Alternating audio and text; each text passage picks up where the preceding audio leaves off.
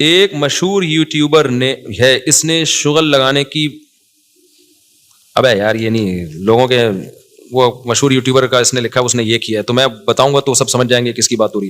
شخصیتوں پہ نہیں نام لے کے رد کرنا چاہیے, یہ اصلاح کا قطعاً صحیح طریقہ نہیں ہے. جب آپ نے اصلاح کرنی ہے, آپ نے کسی بندے کا نام لے کے کہہ دیا کہ یہ یوٹیوب پہ آ کے یہ کر رہا ہے, تو اصلاح تھوڑی ہوگی, تو آپ نے بے عزتی کر دی اس کی سب کے سامنے. تو وہ تو میں ایک جنرلی ایک بات کرتا ہوں بھائی, ولاگ آپ بنائیں ضرور, میں تو کہہ رہا ہوں کہ یار یوٹیوب پہ چینل کو مونیٹائز کرو تاکہ باہر سے پیسہ آئے پاکستان میں ڈالر میں.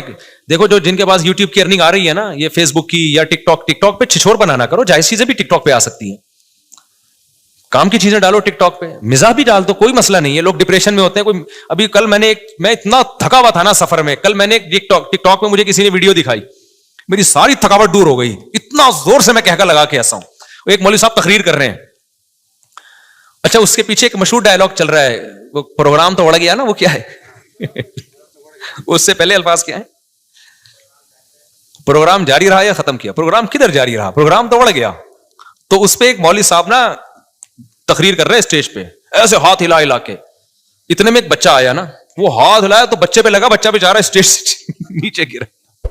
تو اس پہ کسی نے ڈائلگ چلایا کہ پروگرام جاری رہا یا ختم ہو گیا. کہہ رہے پروگرام کدھر جاری رہا, پروگرام تو بڑھ گیا. اور وہ جو بڑھ گیا کا لفظ آیا, اس بچے کو جب چماٹ لگا نا, پروگرام تو بڑھ گیا. واقعی یہ سارا پروگرام بڑھ گیا. وہ ایسی ہنسی آئی ہے, میری ساری تھکاوٹ دور ہو گئی. تو میں نے کہا یار اس نے کوئی مفید کام نہیں کیا, لیکن کم از کم ہنسا دیا ہمیں یار. ہم ٹینشن میں بیٹھے ہوئے تھے, تھکے ہوئے, تھوڑی سی تفریح مل گئی ذہن کی. لیکن یہ کام مت کرو یار, لیٹرین میں بیٹھے ہوئے اپنے آپ کو دکھا رہے ہو. میں صبح اٹھتا ہوں, میری بیوی جا رہی ہے, میری بیوی کے بچہ ہونے والا ہے, اپنی دلہنیں کیوں لالا کے یوٹیوب پہ دکھا رہے ہو یار. تو اور ان سے لوگ احساس کمتری کے شکار بھی ہو رہے ہیں. وہ لوگ کہہ رہے ہیں اس کو اتنی خوبصورت مل گئی, ہمیں تو آڑی ترچھی ملی ہے. ابے وہ ابھی لگ رہی ہے نا یہ ڈینٹنگ پینٹنگ, وہ جب یوٹیوب میں آئے گی تو پورا ڈینٹنگ پینٹنگ, پورا باقاعدہ ڈینٹنگ پینٹنگ کا کام ہوتا ہے, ایسے نہیں ہوتی. صحیح ہے نا. تو یہ طریقہ غلط ہے, اپنی بیویوں کو یوٹیوب پہ لے کر آنا, اپنی جوان بیٹیوں کو یوٹیوب پہ لے کر آنا, یہ پیسہ کمانے کا صحیح طریقہ نہیں ہے بھائی. اس کو غیر اخلاقی حرکت ہے. اس کو گرل فرینڈ کو لے کر آ رہے ہیں, اس سے گرل فرینڈ کلچر کو لوگ پروموٹ کر رہے ہیں. گرل فرینڈ کو لانا تو آپ بتا رہے ہو کہ میں زانی ہوں, بدکار ہوں میں. آج کل گرل فرینڈ کا مطلب وہ نہیں ہوتا جب ونس اپون اے ٹائم ہوا کرتا ہے. گرل فرینڈ کا مطلب فزیکل ریلیشن بھی سمجھا جاتا ہے. تو آپ کیوں اپنے بارے میں بتا رہے ہو میں بدکار ایک نمبر کا منہ کالا کرنے والا آدمی ہوں, میں بدکار آدمی ہوں, میں گدے گھوڑے والا کام کرتا ہوں, میں فیملی والا آدمی نہیں ہوں. میں پیغمبروں کی سنت کیا ہے, شادی کر کے عورت کے ساتھ رہنا, اور گدے گھوڑے شادی کر کے رہتے ہیں, فزیکل ریلیشن ہوتا ہے ان کا.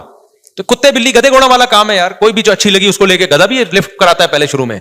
تو اب گرل فرینڈ کو لا رہے ہیں یوٹیوب پہ ولاگنگ میں, تو آپ بتا رہے ہو دنیا کو کہ میں گدے گھوڑے والا کام کرتا ہوں, کتے بلیوں والی میری زندگی ہے. تو آپ جو ہے اگر اپنی شادی کا ولاگ بھی ڈالنا ہے تو یہ تہذیب کے دائرے میں ڈال دو. بچے کے پیدا ہوتے ہوئے بھی دکھا رہے ہیں. اب اپنی بیوی کیوں دکھا رہے ہو, تمہارے بچہ پیدا ہو رہا ہے, تو کیا اس سے کیا مقصد ہے دنیا کو بتانا, اس سے کیا لوگوں کو فائدہ ہوگا, کیا ہوگا اس سے. تو عجیب سے حساب کتاب ہے. ولاگنگ کرو, کوئی گارڈننگ دکھاؤ, کوئی جاگنگ دکھا دو اپنی, دیکھو میں بھاگ رہا ہوں تم بھی بھاگا کرو, کچھ بھی کرو آپ, لیکن تفریح مل جائے لوگوں کو, لیکن ایسی تفریح جس سے دماغ فریش ہو. دیکھو تفریح تو اس سے بھی مل جائے گی, ناڑا باندھتے ہوئے دکھا دو اپنی ویڈیو, یہ کوئی عقل مندوں کو اس سے کوئی تفریح نہیں ملے گی. ناک میں انگلی گھماتے ہوئے دکھا دو اپنی, تفریح تو اس سے بھی آ جاتی ہے, لیکن کوئی بے وقوفوں کو ملے گی اس سے تفریح. اب وہ جو اس نے کیا ہے نا, وہ جو تھپڑ لگا دیا, وہ جان کر تھوڑی کیا ہے.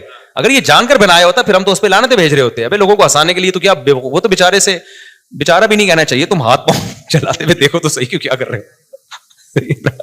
گھما رہا ہے اور پروگرام تو بڑھ گیا. مجھے بڑا اچھا لگا. تو پروگرام تو بڑھ گیا بھائی, پروگرام جاری رہا, جاری نہیں رہا. کہہ رہے پروگرام کدھر جاری رہا, پروگرام تو بڑھ گیا. بڑا مزہ آیا. اچھا بھائی, تو اس لیے پیسہ کمانے کے جو ڈالر میں کماؤ, اس سے فائدہ یہ ہوگا کہ جب آپ کو اطلاع ملے گی نا ڈالر مہنگا ہو گیا ہے, تو آپ کی صحت پہ اس سے کوئی فرق نہیں پڑے گا, کیونکہ آپ کی ارننگ سوشل میڈیا سے آ رہی ہوگی, ڈالر میں آ رہی ہوگی, تو آپ کی صحت پہ فرق نہیں. تو پاکستانیوں کے پاس نا سب کچھ ختم ہو گیا میرے بھائی, ابھی یہی ایک بچا ہے. On line business, e commerce کی طرف آؤ, ادھر سے چیز خرید کے اس کو پہناؤ. دنیا, یہ انٹرنیٹ نے نا دنیا کو گلوبل ولیج بنا دیا ہے. یہ ہمارے فائدے میں گیا. آپ کو پتا ہے گوروں کو اس سے اتنا فائدہ نہیں ہے جتنا ہم کو فائدہ ہے.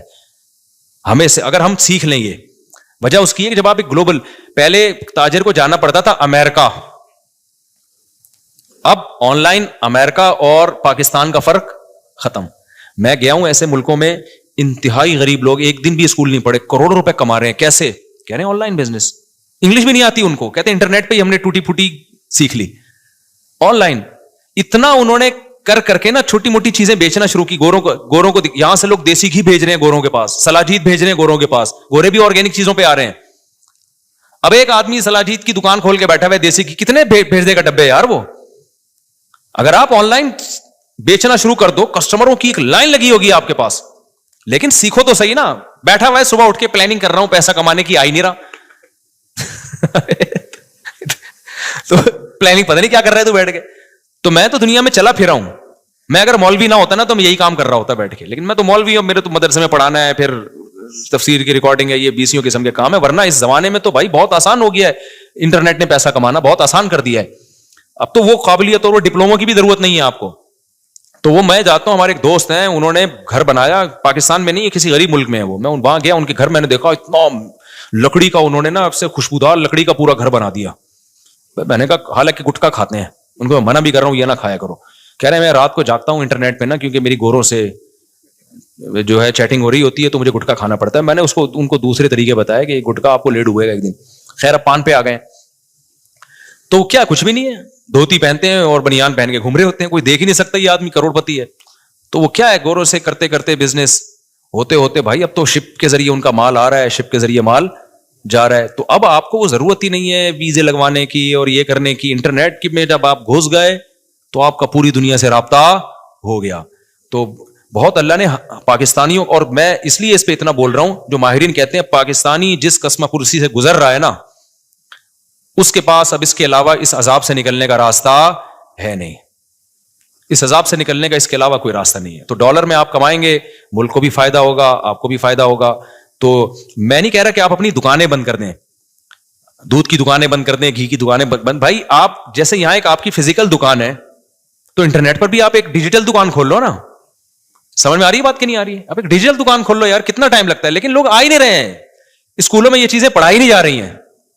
तो एक दुकान खोल लो आप, देखो क्या होता है आपके साथ। हमारे एक दोस्त थे, उन्होंने भी ऐसा किया, बर्तन बेचते थे, वही रोते ही रहते थे हर वक्त बैठ के। फिर उन्होंने इंटरनेट पे बिजनेस शुरू किया, आज बर्तनों से इतना कमा लिया उन्होंने पैसा।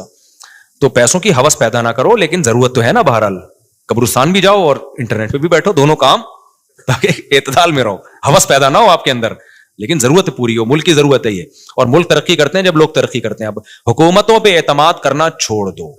जिसने गवर्नमेंट पे, पाकिस्तान में गवर्नमेंट पे एतमाद किया कि कल हमारे मुल्क के हालात, हुकूमत ऐसी पॉलिसियां बनाएगी, बहुत अच्छे हालात हो जाएंगे, आप कब्रिस्तान पहुंच जाओगे, मुल्क के हालात हमें नहीं लगता अच्छे होंगे। आप खुद अच्छे हो जाओ तो मुल्क के हालात ऑटोमेटिकली, जब लोगों के पास पैसा आएगा तो मुल्क खुद बहुत तरक्की करेगा। तो इसलिए आप इस तरफ आए, जो भी कोई किसी के अंदर काबिलियत है ना, वो कोशिश करे उसको कैश कराने की। अल्लाह ताला समझने की, अमल की तौफीक अता फरमाए।